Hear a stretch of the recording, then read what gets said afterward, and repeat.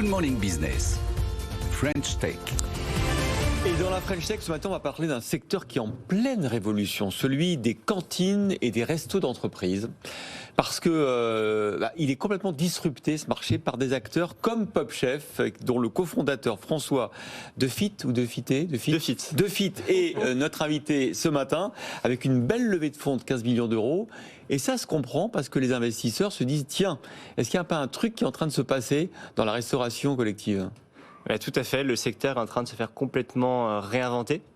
Donc nous, on a cherché un peu à repenser ce qu'était la cantine d'entreprise. Ouais. On a pensé que cette cantine devait être beaucoup plus simple, beaucoup plus digitale, mais aussi proposer des produits de très bonne qualité pour les salariés à un coût très abordable. C'est ça, c'est les circuits courts, votre particularité chez PopChef ? Alors, on va dire, deux particularités. La première, c'est effectivement qu'on va privilégier systématiquement des circuits courts. Donc, on va démassifier les achats. On ne va pas avoir une grande cuisine centrale qui fait tout. Ah oui. On aura des traiteurs locaux partout où on va aller à chaque fois. Ça, c'est la première particularité. Et la deuxième particularité, c'est qu'on est beaucoup plus digital en fait, qu'un restaurant d'entreprise traditionnel et donc plus abordable.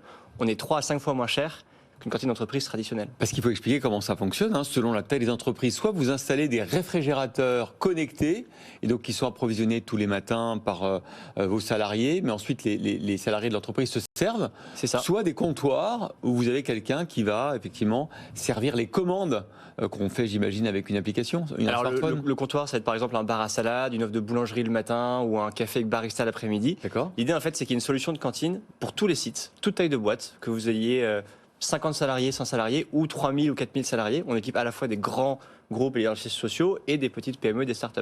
Donc le frigo connecté, c'est très bien pour les petits sites parce que c'est complètement autonome, ça marche 24 heures sur 24.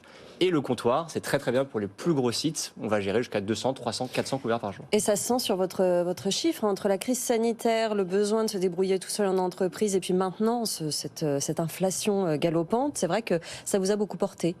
Complètement. Alors le marché pour nous est porteur. Enfin, on a beaucoup dit que c'était la mort de la cantine d'entreprise, la pandémie. Nous, on a simplement constaté que la cantine était réinventée.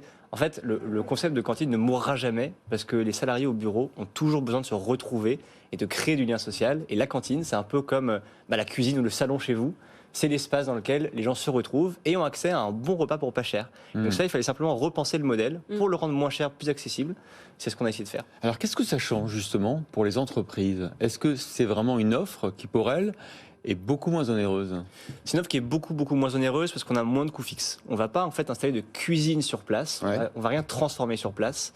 Et ça permet, avec un frigo connecté, donc 2 mètres carrés d'espace, d'ouvrir son propre restaurant. Est-ce que vous n'êtes pas concurrencé par ailleurs par les livreurs de repas comme les Uber et Deliveroo ? Alors évidemment, il y a de la food tech, c'est un marché qui est très large.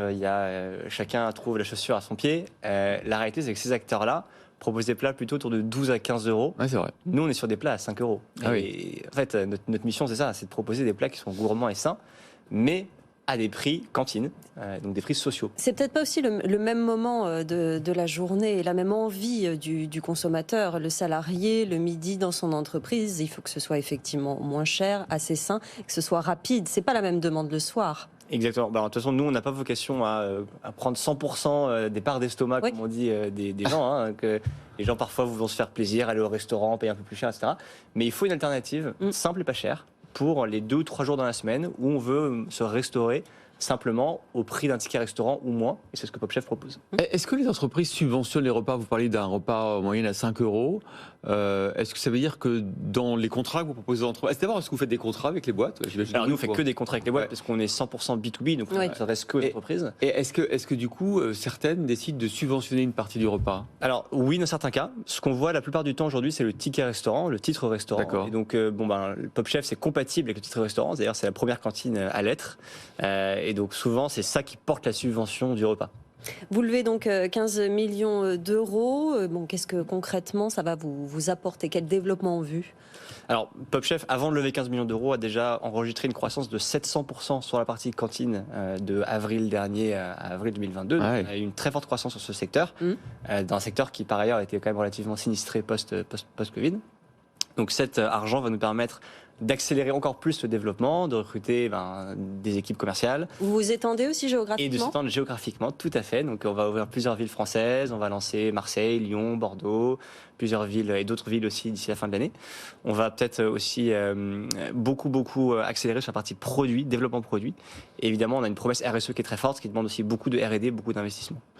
Comment est la concurrence sur ce marché de la cantine connectée implantée dans les entreprises? Alors, quand vous avez une bonne idée, c'est rare que vous soyez le seul à avoir une bonne idée. Donc, il y a effectivement une concurrence de plus en plus rude sur sur le marché qu'on pourrait appeler celui du frigo connecté maintenant. Parce que c'est Le une frigo offre qui connecté, commence à se exactement. généraliser de plus en plus. Nous, en fait, on se voit un peu comme la locomotive de ce marché, puisqu'on est un des leaders. On est le 3e acteur européen sur ce marché aujourd'hui. Donc, on fait partie des locomotives du marché. Beaucoup des acteurs, des concurrents investissent dans la technologie. Nous, on va dire que notre gros défi, c'est vraiment le rapport qualité-prix. C'est chercher à faire des très très bons plats à des prix abordables. Donc le défi, il est principalement, on va dire, sur les recettes et sur la logistique. Et la tech est au service de tout ça. Combien d'entreprises aujourd'hui à votre actif? Alors, on a plus de 10 000 clients Pop Chef qui consomment chaque jour des repas Pop Chef. Ça, c'est les salariés, 10 000 Ça, c'est les salariés. salariés plutôt. Et côté entreprise, ça se compte en centaines d'entreprises. Merci beaucoup, François Deffitte, donc Merci à tous. cofondateur de Pop Chef.